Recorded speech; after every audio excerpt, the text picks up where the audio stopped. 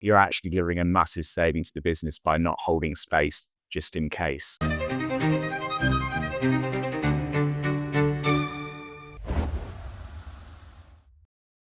We are very lucky to have Iain Franklin. He's currently leading the consulting practice at JLL. This is the simplest version of what's quite a long paper. If you're interested, please contact the guys at Basking or me directly. We'll share it.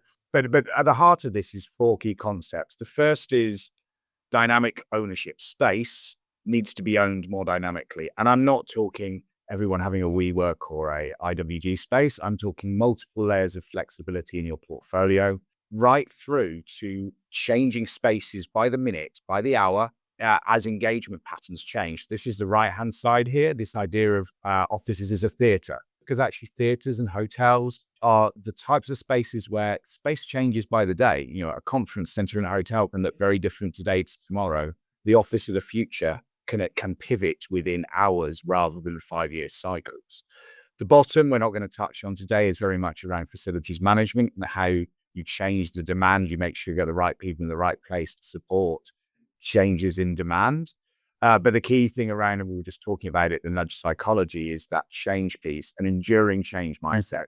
Change is normal, change is constant, because if people are more adept to change, they will become more comfortable with the idea that actually a working week could be Wednesday to Friday, or working week in the office could be Wednesday to Friday, if that is quality time and that is purposeful time in the office. You stick that all together, you put a data engine in the middle, that's the dynamic core. It's multiple systems, it's sensing technologies from IP addresses, as we were talking about, with meeting room bookings, with Outlook calendars, bringing that insight together to enable end users, the people we serve, to get a better experience, and our corporate real estate professionals, that rich data, that AI-enabled data to really be able to predict demand and know, hey, I'm going to run out of space tomorrow. Maybe I need to rent the hotel next door. And actually, it's going to be really, really quiet this Friday because tomorrow is the 1st of August. And certainly here in Europe, you pretty much wave goodbye to half the business for the month.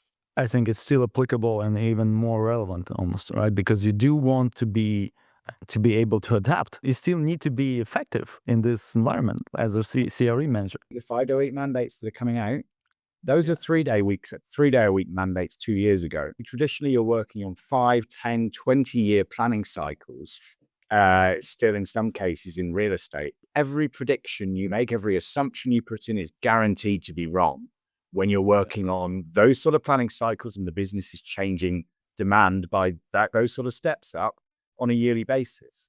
So what do? You either hold masses of space and then you get criticized for having too much space. You take too little space and then you can't respond and then you get criticized for that. Or you actually build a portfolio, a flexible, living, breathing, city-based portfolio where you have a smaller core space and actually you use the data to predict when you will need surge spaces. And you'll pay heavily. You'll pay by the day very heavily for using that conference room of a hotel across the road.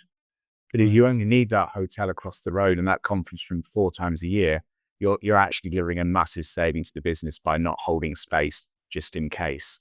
And so that's that concept of using data to ensure there's a promise of space always is available. We'll get you something somewhere.